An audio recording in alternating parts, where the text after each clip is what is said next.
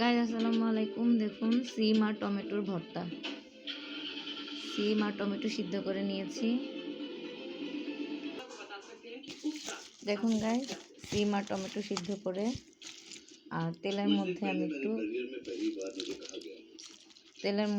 পেঁয়াজ আর মরিচ ভাজা ভাজা করে নিয়েছি। এখন হাত দিয়ে ডলে এগুলো ভর্তা করছি।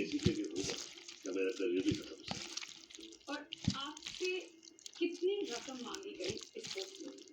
पेश की 40 से 50 लाख ऊपर से, जो मुझे कई सालों में चुकानी पड़ी।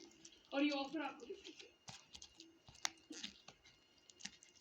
मेरे सुपीरियर ऑफिसर ने, डीसीपी शिवराम।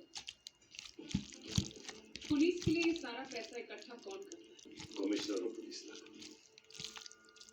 सर, आप जो ये इल्जाम लगा रहे हैं वो काफी सीरियस है।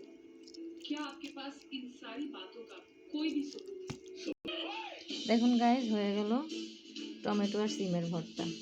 আল্লাহ হাফেজ।